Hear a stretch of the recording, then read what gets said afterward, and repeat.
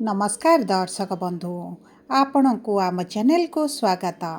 समस्त मिथुन राशि व्यक्ति विशेष मानक पवित्र गुरु पूर्णिमार हार्दिक अभिनंदन एवं शुभेच्छा जणाई आजिर कार्यक्रमटी को आगक बढ़ाइबा एवं एही पवित्र श्रावण रे महादेवंकर अशेष कृपारु ग्रह मानक गोचर पूरण करिवे आपण मानकर एही तीनी गोटी मनस्कामना को जहाँ दीर्घ दिनर आपणकर अभिलाष रही किंतु केउ अभिलाष गुड़िक पूरण करिवे एवं केउ मानकर केउ नक्षत्रर व्यक्ति विशेष मानकु खुशी खबर मिलिबो ताहा आगकु आसंतु जानिबा। देखंतु दर्शक बंधु आजिर भिडियोटी आपणक पई बहुत अधिक गुरुत्वपूर्ण रही सेतिपई आपण धैर्य धरी देखंतु बुझंतु एवं जानंतु एही श्रावण मासरे महादेवंकर कृपा आपणक उपरे बरसिब ना नाही कारण एही श्रावण मासरे ग्रह मानकर गोचरटी शुभ स्थान को शुभ भाव को एवं शुभस्थ गोचर होइथिबारु आपणकर अधिकांश अशुभत्व को दूर करिबो शुभाशुभ फल को वृद्धि करिबो एवं आपणक जीवन रे जो दुर्भाग्य भरी रही आपणकर धनहानि जनहानि मानहानि भली जो स्थिति रही सेही सबु परिस्थिति सेही सबु प्रतिकूल परिस्थिति आपण बाहरिबा पई जाउछंती एवं आपणक जीवन रे किछि एभली परिवर्तन आसीबो जहाँ आपणक भाग्य सहित आपणक जीवन को मध्य परिवर्तन करिबो एवं देखंतु एही श्रावण मासरे माने एही अगस्ट मासरे बुध आपणकर रस्याधिपति एवं गोटे मास मध्य बुधंकर तीनोटी राशि को गोचर करिबा आपणक पाई महापरिवर्तनर समय आणुछंती आपणकर धनर भाव को कर्मर भाव को एवं सुख सुविधार भाव को प्रवेश करी आपणकर सुख वैभव समृद्धि रे वृद्धि करिवे। तेबे विलंब न करी आसंतु जानिबा नक्षत्र अनुଯାयी केउ केउ अभिलाष गुड़िक आपणकर पूरण हेबो किंतु भिडियोटी आरंभ करने पूर्वर जदि आपणकर भी मिथुन राशि होइथाए एवं आपण भी ईश्वर को आंतरिक भक्ति एवं विश्वास करती तेबे भिडियोटी को लाइक करंतु कमेंट बॉक्स रे जय जगन्नाथ जय माँ लक्ष्मी अवश्य लिखि दियंतु ता सहित आम सह जोगाजोग करिबा पई वीडियोर मध्य भाग रे एक व्हाट्सएप नंबर टी दिया जाइछि जो नंबर साहाय्य आपण आम सह जोगाजोग करी निजर नूतन कुंडली प्रस्तुत करि परिबे कुंडली विश्लेषण कराई परिबे किंबा आपणकर चाकरी विवाह व्यवसाय प्रेम संपर्क शिक्षा स्वास्थ्य को नहीं किछि समस्या रही ताहार सहजरे एवं स्वल्प मूल्य रे समाधान करि परिबे सेतिपई आपण आम सह वीडियोर शेष पर्यंत जोड़ी होई रुहंतु एवं व्हाट्सएप नंबर माध्यम रे आम सह जोगाजोग करी खूब कम मूल्य रे आपणक समस्यार समाधान करंतु। एबे आसंतु कार्यक्रमटी को आग को बढ़ाइबा। देखंतु मिथुन राशि तीनोटी नक्षत्र रही मृगशिरा मिथुन 5/3 आद्रा मिथुन 6/3 पुनर्वसु मिथुन 7/3 मिथुन राशि। तेबे सर्वप्रथम जानिबा मृगशिरा मिथुन राशि व्यक्ति विशेष मानकर केउ तीन गोटी अभिलाष पूरण हेबा पई जाउछि। देखंतु आपणकर रस्याधिपति हेउछंती मंगल एवं एही श्रावण मासरे एही अगस्ट मास 3 तारीख दिन आपणक राशि को गोचर करुछंती जो कारण आपणक क्यारियर रे आपणक उन्नति मिलिबो जदि चाकरी पई अप्लाई करिछंती तेबे आपणकर चाकरी रे अति प्रबल जोग बनिबा सहित आपणकर जदि विवाह रे विलंब हेउथिला बयस बढ़िबा सहित विवाह होई पारु नथिला तेबे आपणकर विवाह ठीक होई पारे किंबा आपण जदि प्रेम संपर्क रे अछंती प्रेम विवाह करबा पई चाहुचंती विभिन्न प्रकार बाधा विघ्न समस्या रही किंबा आपणक संपर्क रे किछि ना किछि अड़चन आसुची समस्या आसुची जो कारण आपण असंतुष्ट रहउचंती चिंतित रहुथिले सेही सब क्षेत्र रे आपणक शुभ फल प्राप्ति हेबो आपणक प्रेम संपर्क आगो को बढ़िबो आपणक प्रेम संपर्क विवाह रे परिणत होई पारे एवं ता सहित जो मानक वैवाहिक जीवन रे समस्या चलिथिला वैवाहिक जीवन रे आपणकर किछि ना किछि मनस्कामना अधारे रही जाउथिला आपणक परिवार स्वामी संतान को नहीं आपण चिंतित रहुथिले ଆପଣଙ୍କର ସେହି ଚିନ୍ତା ଗୁଡ଼ିକ ଦୂର ହୋଇଯିବ।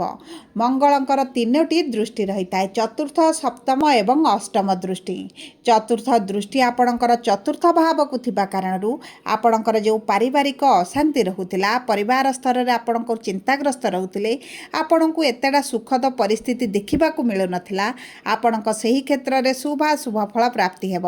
ବିଶେଷ ଭାବରେ ଯଦି ଆପଣ କିଛିଟା ପ୍ରପର୍ଟି ରିଲେଟେଡ୍ କାର୍ଯ୍ୟ କରିବା ପାଇଁ ଚାହୁଁଥିଲେ, ଜମି ଭୂମି କ୍ରୟ କରିବା ପାଇଁ ଚାହୁଁଥିଲେ, କିମ୍ବା ଆପଣଙ୍କର କିଛି ପ୍ଲଟ୍ ବିକ୍ରି କରିବା ପାଇଁ ଚାହୁଁଥିଲେ, ହେଇପାରୁନଥିଲା, ସେହି ସବୁ କ୍ଷେତ୍ରରେ ଭାଗ୍ୟ ଆପଣଙ୍କ ସାଥ ଦେଉଛି।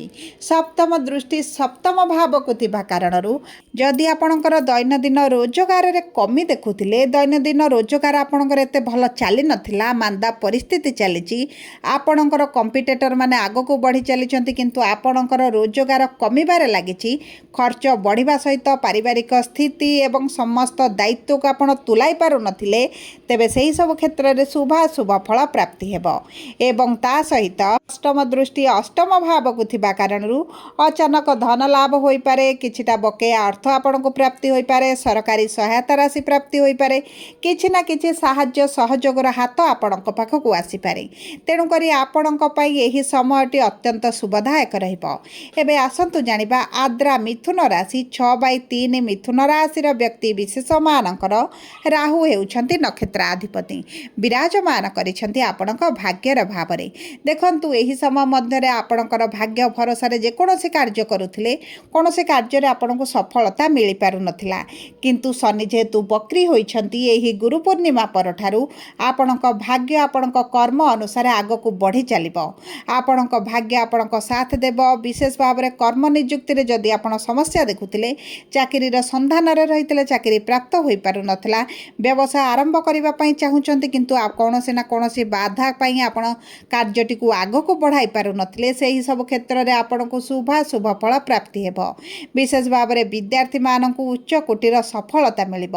ଆର୍ଥିକ କ୍ଷେତ୍ରରେ ସ୍ୱଚ୍ଛଳ ପରିସ୍ଥିତି ଆସିବ, ଆପଣଙ୍କୁ ନୂତନ ସୁଯୋଗମାନ ପ୍ରାପ୍ତି ହେବ। ଏବଂ ଯେଉଁ ମିଥୁନ ରାଶିର ବ୍ୟକ୍ତିବିଶେଷମାନଙ୍କର ସନ୍ତାନ ପ୍ରାପ୍ତିରେ ସମସ୍ୟା ହେଉଥିଲା, ଆପଣଙ୍କୁ ସନ୍ତାନ ସୁଖ ପ୍ରାପ୍ତି ହେବ। ଏହି ସମୟରେ ଏହି ସମୟ ମଧ୍ୟରେ ଆପଣଙ୍କ ସନ୍ତାନ କନସିଭ୍ କରିବାର ବହୁତ ଭଲ ସମୟ ରହିଛି, ବହୁତ ଭଲ ସୁଯୋଗ ମଧ୍ୟ ରହିଛି। ଏବଂ ଶୁକ୍ର ଯେହେତୁ ଆପଣଙ୍କ କେନ୍ଦ୍ର ଭାବରେ ବିରାଜମାନ କରିଛନ୍ତି, ସୁଖ ସୁବିଧା ଭୋଗ ବିଳାସରେ ବୃଦ୍ଧି ଘଟିବ। ଏବଂ ଦେଖନ୍ତୁ ଯଦି ଆପଣଙ୍କ ଶିକ୍ଷା କ୍ଷେତ୍ରରେ କିଛି ସମସ୍ୟା ଚାଲିଥିଲା, ଆପଣଙ୍କର କିଛି ଅଭିଳାଷ ରହିଥିଲା, ପୂରଣ ହୋଇପାରୁନଥିଲା, ସେହି ଅଭିଳାଷ ଗୁଡ଼ିକ ଆପଣଙ୍କର ପୂରଣ ହୋଇଯିବ।